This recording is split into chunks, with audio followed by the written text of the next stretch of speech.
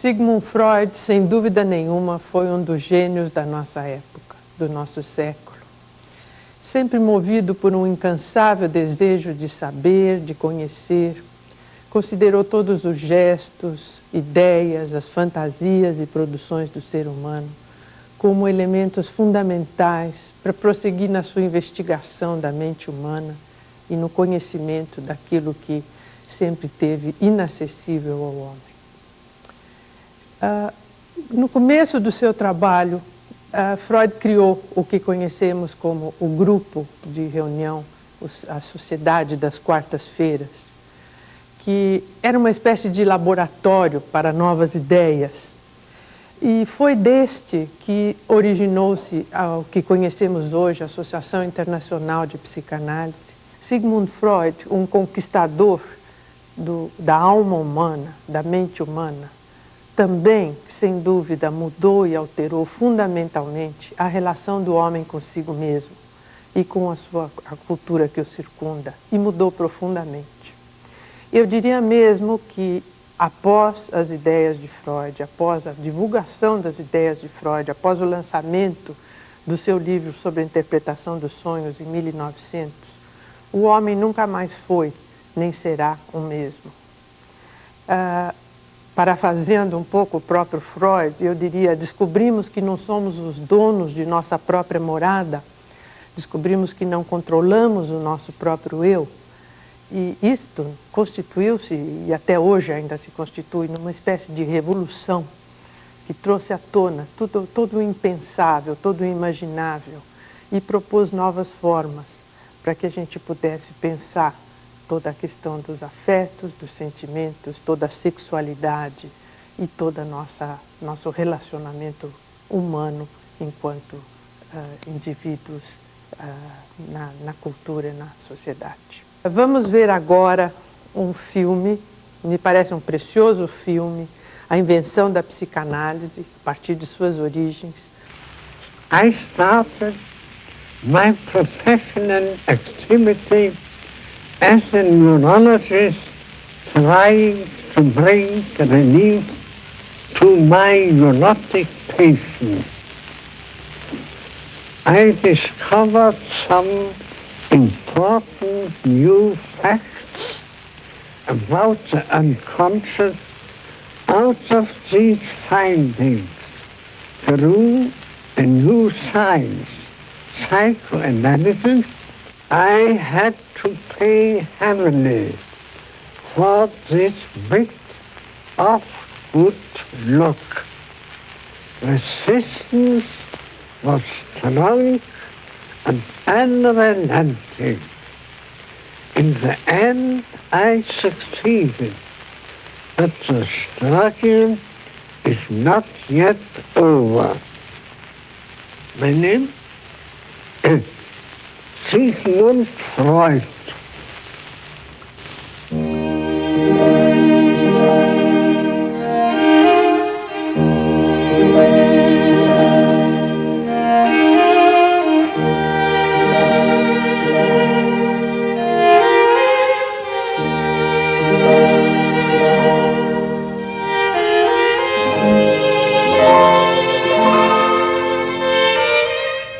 Durante meio século, Sigmund Freud viveu em Viena, em uma rua tranquila no número 19 da Bergstraße.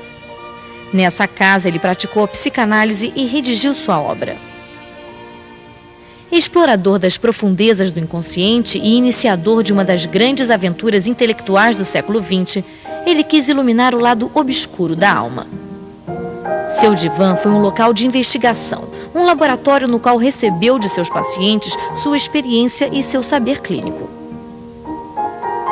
Ele quebrou os tabus ligados à sexualidade e permitiu que as mulheres se emancipassem.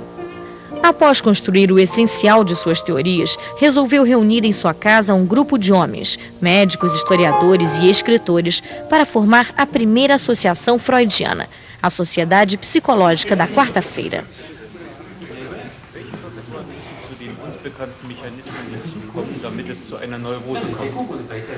A primeira sessão teve início em outubro de 1902, às 21 horas em ponto. Começou o ritual: café, charutos e bolinhos. Verdadeiro banquete socrático, o estilo vienense do início do século, essa sociedade foi um laboratório de novas ideias.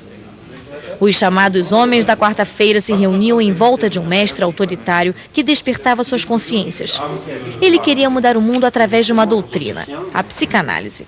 Eles falavam sobre filosofia, literatura, mitologias e, sobretudo, doenças psíquicas e mentais. No centro dessa história estavam os histéricos.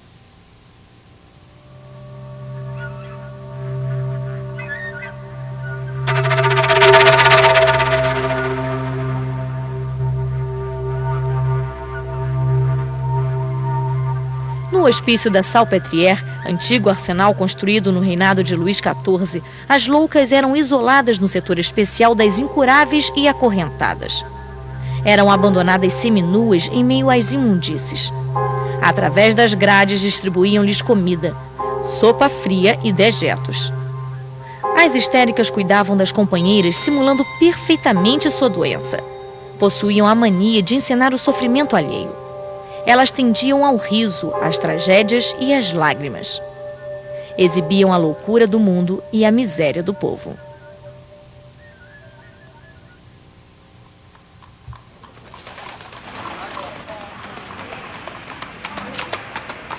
Freud chegou a Paris em uma manhã de outubro de 1885. Ele foi à França para descobrir sua verdadeira vocação. O futuro inventor da psicanálise era um jovem médico judeu de 29 anos, apaixonado por sua noiva Marta, com quem mantinha uma correspondência intensa. Agora tenho uma impressão completa de Paris e poderia ser um poeta ao comparar a cidade a uma enorme esfinge prestes a devorar os estrangeiros que não resolvem seu enigma. Paris é um sonho inextricável e ficarei feliz de acordar.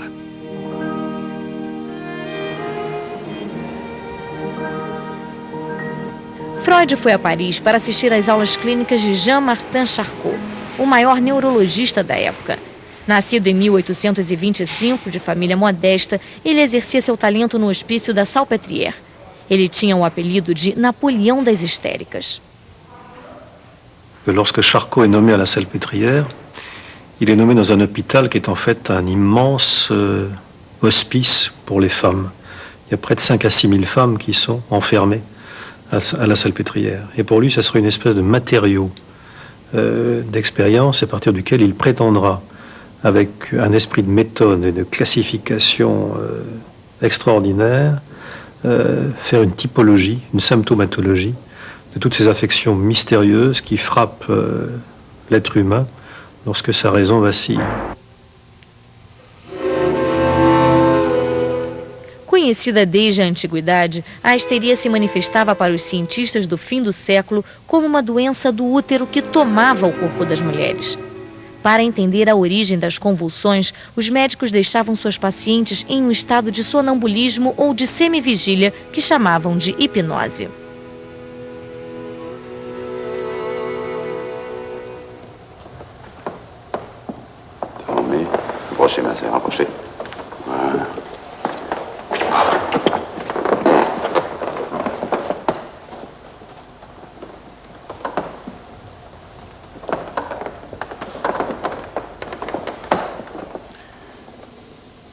La méthode de Charcot sera popularisée par ce fameux tableau de Brouillet, la leçon clinique de Charcot, les fameux mardis de Charcot à la Salpêtrière, où assistait toute la bonne société libérale et républicaine de Paris.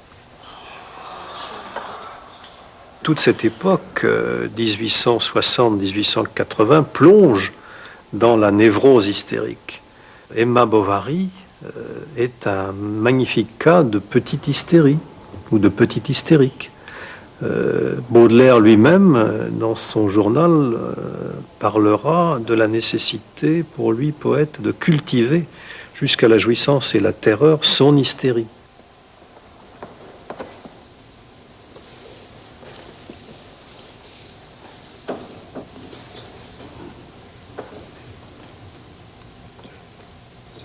Charcot adormecia as mulheres do Salpêtrière e fazia desaparecerem provisoriamente paralisias e contrações. Ele usava o hipnotismo para mostrar que a histeria era uma neurose funcional sem ligação com o útero. Assim, ele se recusava a falar em público das causas genitais. Fascinado pelo teatro da histeria, Freud notou que a relação entre o médico e suas pacientes parecia uma história de amor. Ele ficou encantado pelas aulas de Charcot. Marta, minha querida, vou lhe contar em detalhes o que aconteceu comigo. Charcot, um dos maiores médicos e gênios, está demolindo os meus conceitos. Nenhum outro homem teve tanta influência sobre mim.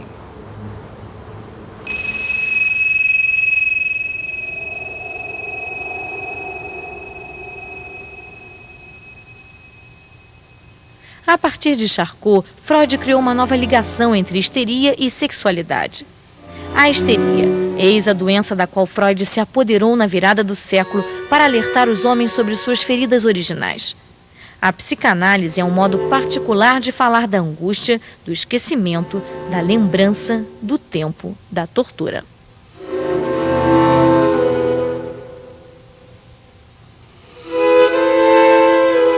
No Salpêtrière, o sexo das mulheres falava através das convulsões. Nenhuma experiência de laboratório conseguiria resolvê-las. Com a criação da psicanálise, os gritos e espasmos da carne podem ser ouvidos, verbalizados. Eles se tornam uma linguagem.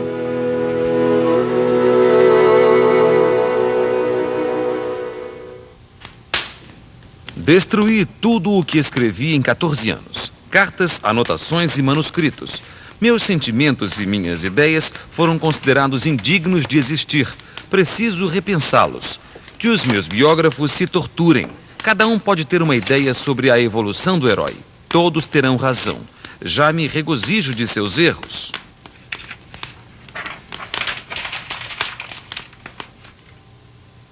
Freud est d'abord un homme sombre, compliqué, ambitieux, d'une intelligence extraordinaire et qui a un très grand désir d'être un grand homme.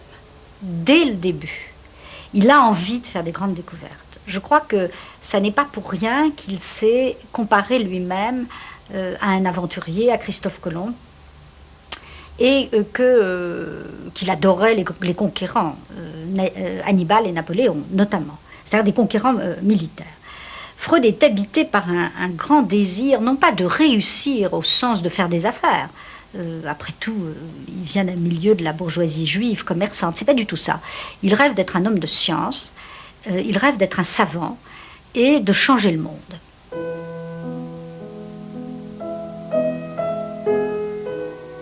Primeiro filho do terceiro casamento do pai, Freud foi adorado por sua jovem mãe. Esse amor lhe deu coragem para enfrentar a adversidade com incrível segurança. A universidade para a qual entrei em 1873 me trouxe grandes decepções. Deveria me sentir inferior e excluído da nacionalidade dos outros por ser judeu. Já na primeira dessas pretensões que quiseram me impor, não me submeti.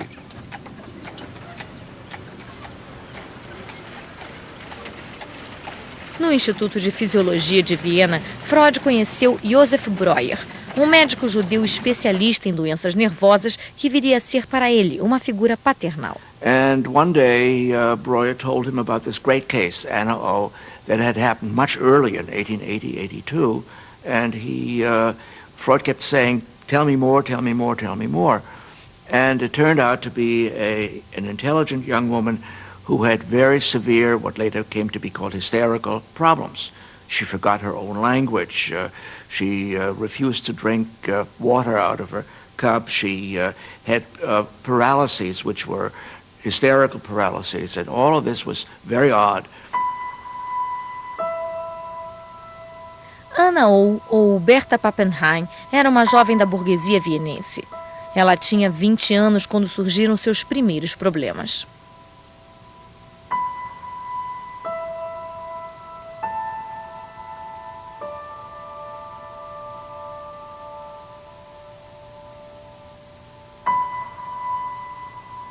Condenadas a se tornarem esposas rígidas como suas mães, essas jovens da alta sociedade vienense aspiravam secretamente a uma outra vida, mas ninguém as escutava. Incapazes de enfrentarem seus destinos, elas adoeciam. A histeria era a linguagem desse desejo refreado no âmbito da razão. Breuer, in a way, working with his patient, also developed what came to be called the talking cure. That is, he would hypnotize her very gently and then ask her to talk, to remember this, to remember that. And then she would remember and she would talk about it. And this would, in some way, help the symptom to disappear, which greatly amazed Breuer, who worked with her for 2 years. And out of this came then the kind of first, if you wish, she was perhaps the first psychoanalytic patient in the world, or proto-psychoanalytic patient in the world. And Freud pushed this further than Breuer ever did. And this, of course, then becomes the ground for his own independent theory about sexuality and so on. Ils décident de publier leur grand livre inaugural, s'appelle Les études sur l'hystérie, qui sont composées de plusieurs histoires de cas, dont celui d'Hanau. Mais pourquoi est-ce que Freud et Breuer ont publié ce livre? C'est compliqué, parce que c'est pas un livre mensonger. C'est pas un livre qui raconte qu'on guérit les hystériques alors qu'on les guérit pas. C'est un livre qui montre comment on les soigne.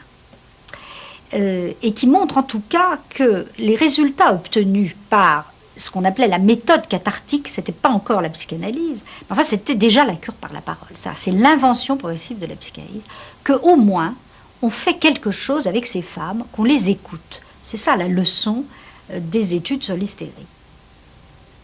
Berta Pappenheim não foi curada, mas se engajou em uma vida militante a serviço do sionismo e da causa das mulheres.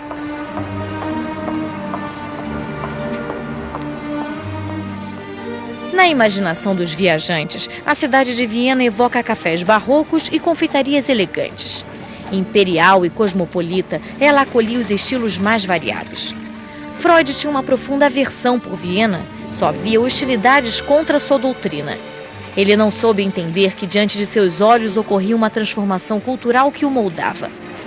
Um novo modo de pensar a subjetividade que a frase de Hugo von Hofmannsthal resume perfeitamente.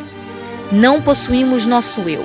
Ele sopra sobre nós, foge por muito tempo e volta em um suspiro.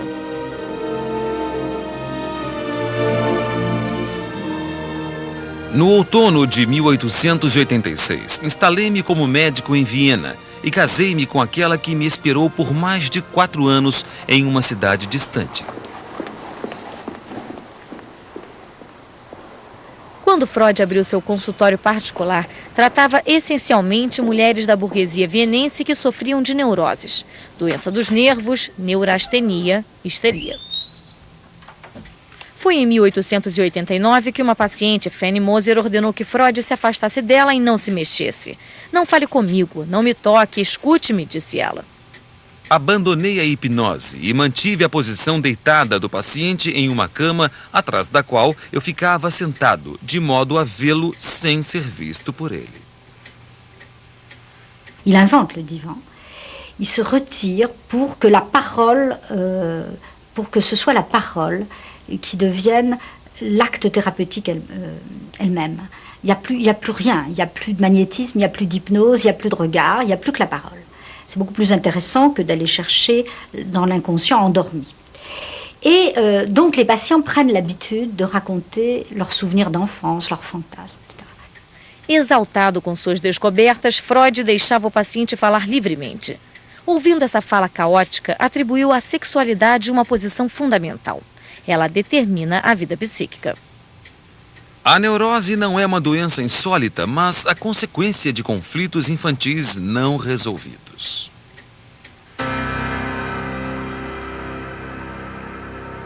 Essa compreensão das neuroses ocorreu quando Freud conheceu um médico berlinense, Wilhelm Fliess, que se tornou um amigo indispensável. Fliess had very strange theories. He was a specialist, ear, nose and throat specialist, and he believed that the role of the nose, or catarrh of the nose or something, would be some crucial influence on sexuality and help in the prognosis as well as diagnosis. Freud went along with this and exchanged ideas with him. Et Freud va avoir un amour fou pour cet homme, qui est un peu son alter ego pendant des années, avec lequel il correspond. On a appelé ça la naissance de la psychanalyse parce que, à travers toutes ces lettres, c'est l'époque où il élabore toutes ces théories, la bisexualité, la théorie de la séduction, sa première théorie de l'appareil psychique. Todas as noites, entre 23 horas e 2 da madrugada, imagino, transponho, adivinho. Tudo ferve dentro de mim e aguardo novas. Meu caro Wilhelm, talvez descubramos oceanos. É em sua intenção que relato todos esses fatos. Sabemos que a neurastenia se deve a uma sexualidade anormal, mas defendo a tese de que a neurastenia é apenas uma neurose sexual. Wilhelm Fliess vivia em Berlim. Freud e ele se encontravam regularmente para longas conversas que chamavam de congressos. Trocavam ideias e pacientes também. Através dessa relação passional, Freud adotou muitas teorias extravagantes. Foi se enganando e corrigindo seus erros que ele construiu suas principais hipóteses. Já lhe revelei oralmente ou por escrito o grande segredo clínico. Ainda estou abalado e quase certo de ter resolvido o problema da histeria e da neurose obsessiva, encontrando a fórmula do choque sexual e da volúpia sexual infantil. Quand par exemple il élabore sa théorie de la séduction, c'est-à-dire quand il pense que à l'origine de toute névrose, il y a un traumatisme réel. Ça veut dire les enfants ont subi des traumatismes sexuels réels dans leur enfance. Que fait Freud? Il ne se contente pas d'être un homme de laboratoire qui va faire des recherches comme sur des grenouilles. Il se dit, mais ça a pu m'arriver à moi. Donc, Freud va être habité par une interrogation sur lui-même. Je crois que c'est ça, la grande force de la psychanalyse et de Freud, c'est qu'au lieu de considérer le malade et le patient comme un objet à étudier de l'extérieur, il passe d'abord par une analyse de lui-même pour savoir s'il n'a pas vécu lui-même la même chose. Os cientistas do fim do século atribuíam grande importância à sexualidade. Primeiro, Freud acreditava que toda neurose tinha como origem uma sedução real vivida na infância, estupro ou carícias. Depois, rejeitou a hipótese de uma corrupção natural da sociedade. Abusos e violências existiam nas famílias, mas a sedução não dava conta do imaginário sexual de cada sujeito. Então, Freud criou a teoria da fantasia.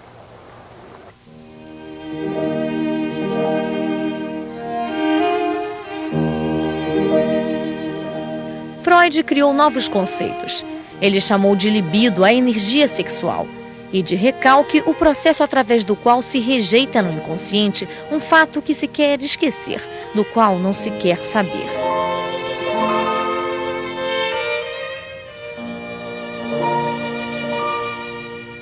No inconsciente, nada termina, nada passa, nada é esquecido.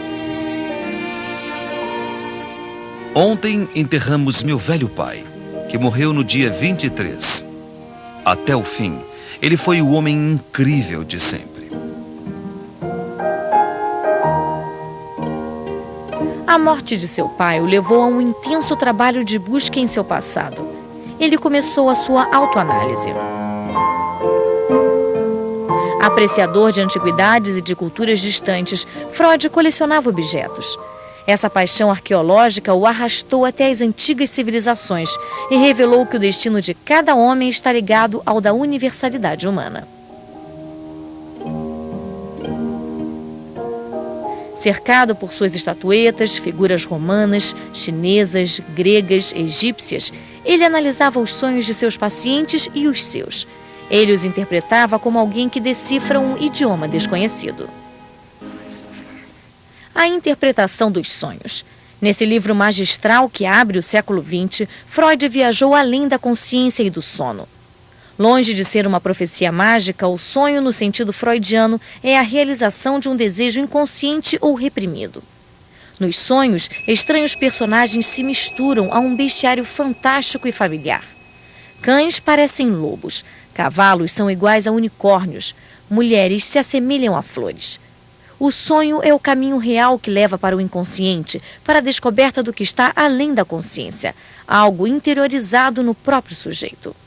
Crucial point is that Freud is saying, I am on the trail of a general psychology which would work not for neurotics alone, but for everyone. Do outro lado do que é visível, Freud descrevia figuras infinitas do inconsciente com palavras que revelavam mistérios comuns a todos os homens. Sonho, ato falho, lapso, esquecimento. Tudo tem um significado. Quem fala em mim? Eis a pergunta feita por Freud na virada do século.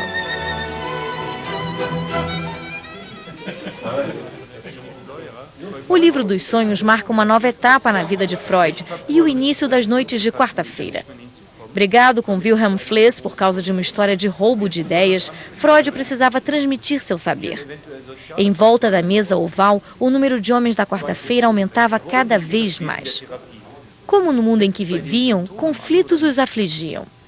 O desejo que os levava a entender seus semelhantes já era um questionamento deles mesmos, de sua infância, seus pais, sua identidade.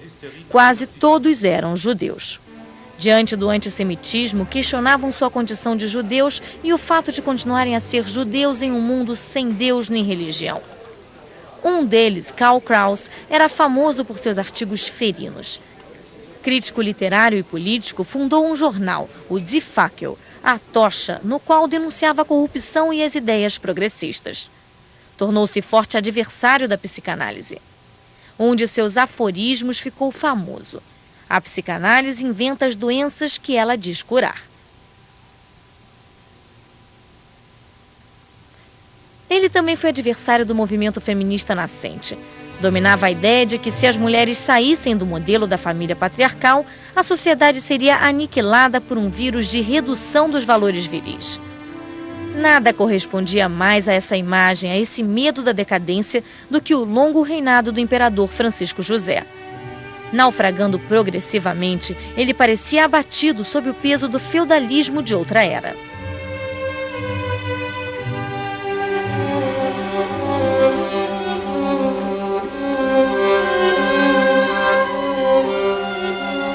O fim de um mundo acompanhava o nascimento de uma nova estética.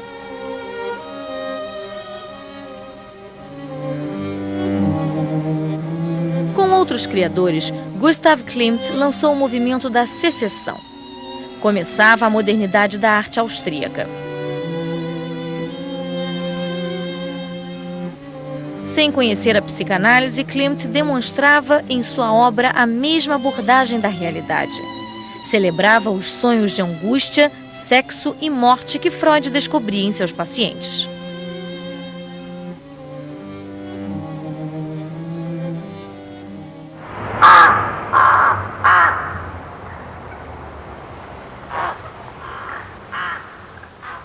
Em 1905, Freud publicou seus 3 ensaios sobre a teoria sexual. O livro gerou um escândalo, pois Freud atribuía a crianças e adultos normais fantasias sexuais e comportamentos considerados patológicos como masturbação, sodomia, fetichismo e desejo de incesto. Ele elaborou seu mais famoso complexo inspirando-se na tragédia de Sófocles, em que Édipo, rei de Tebas, marcado pela maldição dos deuses, mata seu pai e casa-se com a própria mãe sem saber. A partir disso, Freud chamou de complexo de Édipo uma representação inconsciente na qual surge o desejo da criança pelo genitor do sexo oposto e a hostilidade pelo genitor do mesmo sexo. Esse complexo é uma etapa no desenvolvimento da criança entre 3 e 5 anos. Segundo Freud, toda criança passa por essa situação edipiana para superá-la mais tarde.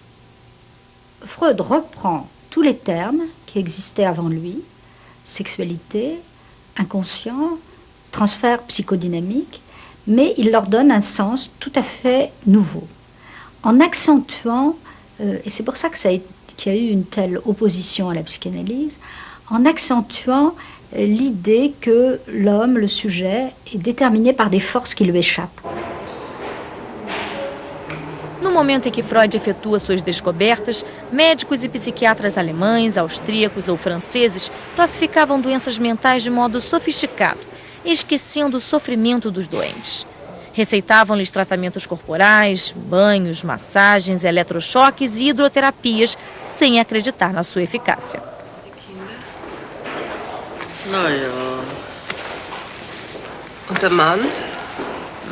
Der... A psicanálise contestava esse niilismo terapêutico, propondo ouvir o paciente e recriando a ideia de uma possível cura.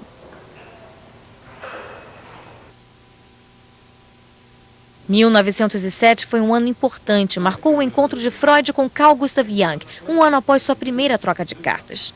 50 anos depois, Jung ainda se lembrava. Oh, well, I just paid a visit to him in Vienna, and then we talked for 13 hours without interruption. 13 hours For without 13 interruption. hours without interruption. We didn't realize that we were almost dead at the end of it, but it was tremendously interesting. Jung is an ideal figure for him. I've said this in my book very simply. He was not Austrian, he was not old, and he was not Jewish. It was perfect.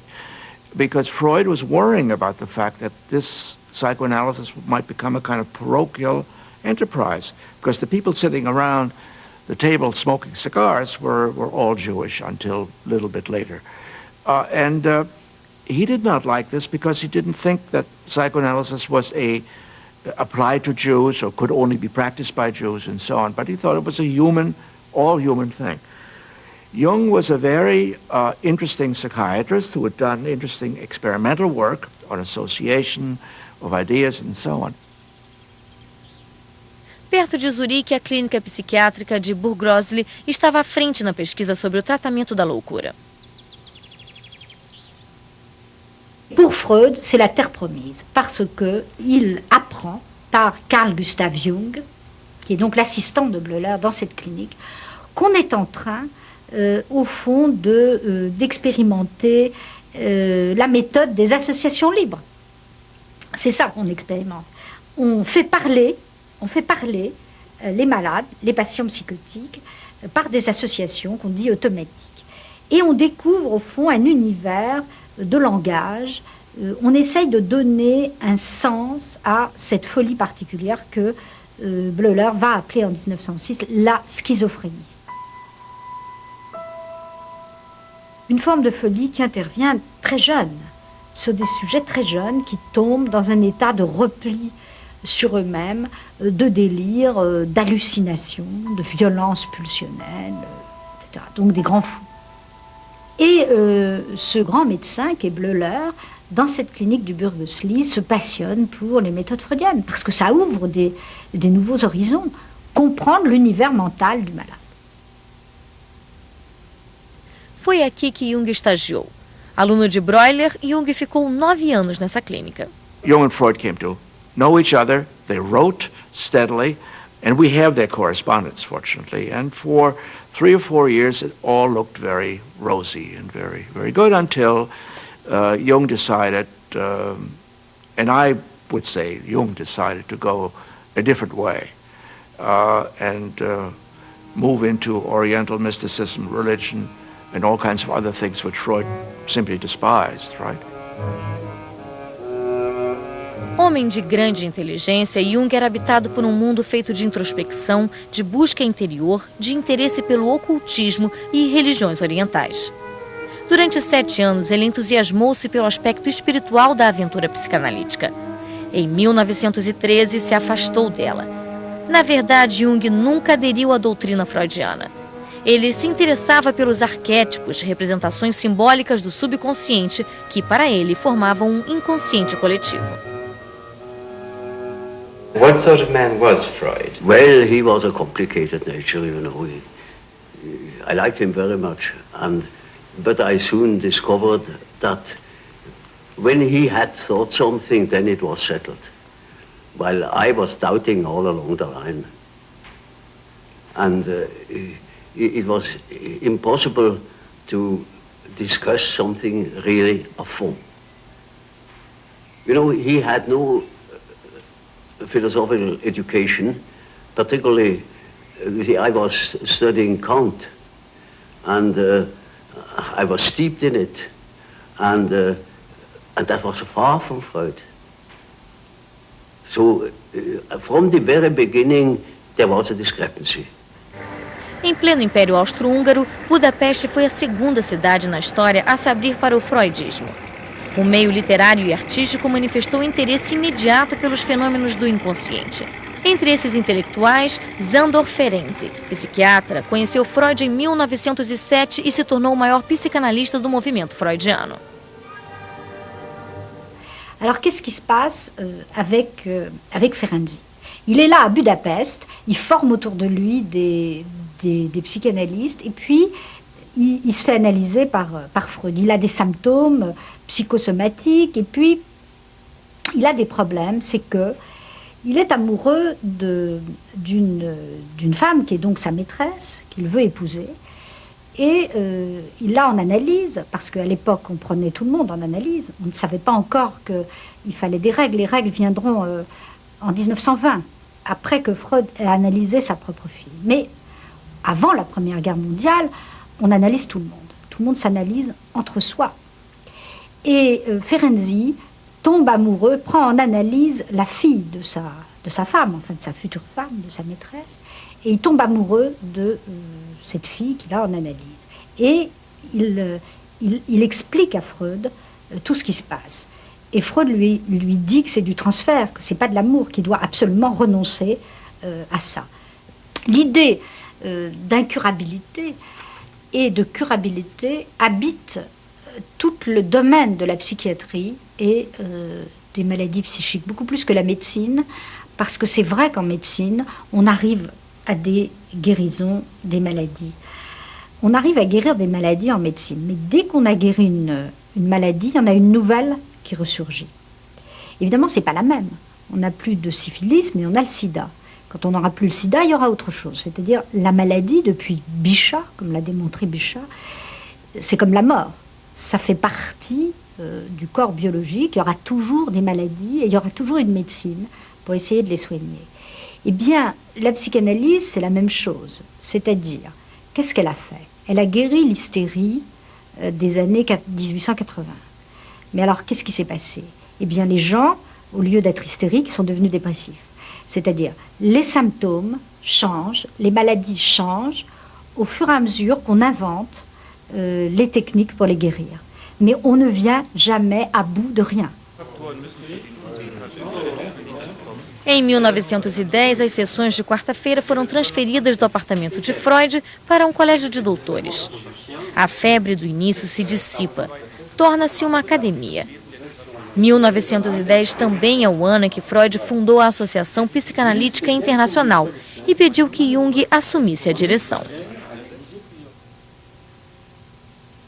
O Congresso de Weimar, de 1911, reuniu todos os grandes mestres do movimento psicanalítico internacional. Jung era o presidente, apesar das discordâncias cada vez mais claras. 2 anos depois, ele romperia com Freud. Outro homem entraria em cena e seria importante na expansão do movimento. Ernest de Jones, médico britânico nascido no país de Gales. And what struck me most of all about it was what an extraordinary man he must be, because he seemed to listen to his patients. And I'd never heard of anybody listening to his patients before.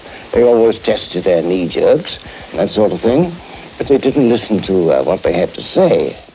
And here's a man who listened patiently. Well, that took my fancy very much. According to John's autobiography and to what I actually have found out, John started to become interested in psychoanalysis around 1906. And together with his friend Trotter, they started reading Freud. He knew a bit of German, and then he became acquainted with German later on. Therefore, psychoanalysis started to circulate in England quite early on. Ernest de Jones participou da tradução inglesa da obra de Freud. Em 1911, ele fundou a Associação Americana de Psicanálise e, em 1919, a Sociedade Britânica de Psicanálise. He had a great spirit of tolerance, of open-mindedness, anti-dogmatism. And that's the reason why he could actually allow various schools or various trends at one moment to come in Great Britain. And that is a typical attitude of the, let's say, the empirical approach of British culture at its best. But it's interesting, for instance, that the British society from the beginning was full of non-medical people. A Fitzroy Tavern, em Londres, era o ponto de encontro dos intelectuais ingleses e dos não conformistas. Em volta de Virginia Woolf e de seu marido Leonard Woolf, foi criado o grupo Bloomsbury. Do grupo fazia parte James Strachey, que propende a psicanálise. Aconselhados por Jones, James e sua mulher Alex vão a Viena para serem analisados por Freud. Tornaram-se psicanalistas e dedicaram suas vidas a traduzir a obra completa de Freud. Jones foi o grande organizador do movimento, o político do freudismo, o guardião da doutrina. Mais tarde, diante dos Estados Unidos, foi ele que garantiu um lugar proeminente à escola inglesa. Nesse congresso, Freud conhece Lou André Salomé. Escritora alemã, nascida em São Petersburgo, ela seduziu Freud com seu espírito vivaz, sua calorosa humanidade e sua beleza. Foi o começo de uma longa amizade. Elle est à la recherche, au fond, de la modernité et de qu'est-ce que c'est que l'être humain quand Dieu est en train de mourir. Et quand on est replié sur la figure de soi-même. Et par ailleurs, c'est dans sa vie qu'elle veut réaliser les grandes passions. Et Lou va toujours vers ce qu'il y a de plus intéressant sur le plan intellectuel. Elle rencontre Nietzsche quand elle est toute jeune. Et Nietzsche tombe éperdument amoureux d'elle. Et bien sûr, elle ne devient pas sa maîtresse. C'est pas du tout ça qui l'intéresse. Et elle décide pendant un certain temps de vivre avec les hommes dans des amitiés platoniques, de façon à recréer elle aussi une sorte de banquet platonicien des idées. Et quand elle arrive à Vienne, c'est avec la ferme intention de s'initier à la psychanalyse. Elle a trouvé dans la psychanalyse, au fond, la doctrine qu'elle cherchait. Et à partir du moment où elle va rencontrer la psychanalyse, elle devient psychanalyste et elle cesse d'écrire des romans. Entre Lou e Freud nasceu uma relação privilegiada, feita de confidências e de amor recíproco. Ele tinha por ela uma verdadeira admiração e a olhava como se fosse seu alter ego. Aceita entre os íntimos e recebida com ardor na sociedade da quarta-feira, ela se instalou em Göttingen, onde praticava psicanálise e trocava belas cartas com Freud.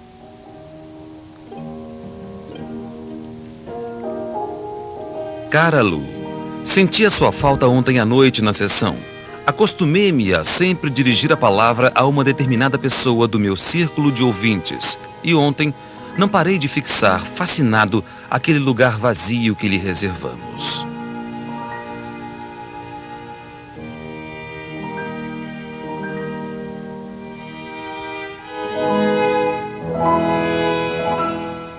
28 de junho de 1914.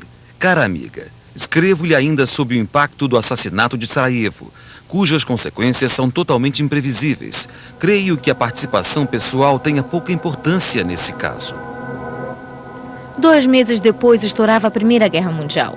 Como milhões de homens, Freud não acreditava na duração desse conflito e se solidarizou ao destino de seu país. Passada a época das ilusões, em uma carta a Lou, Freud demonstrou seu pessimismo. Sei que a humanidade irá se recuperar desta guerra, mas eu e meus contemporâneos não veremos um mundo feliz.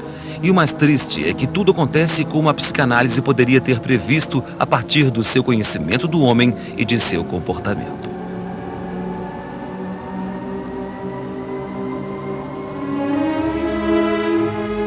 Em novembro de 1916, o imperador Francisco José morreu após um reinado de 68 anos. Essa morte anunciou a queda dos Habsburgo e do Império Austro-Húngaro. Viena deixou de ser o centro do movimento freudiano para ser uma cidade do passado, onde ainda vivia seu pai fundador. Uma ideia da psicanálise, sombria e subversiva, desaparecia com o fim de um mundo com cujo próprio fim ela sonhara.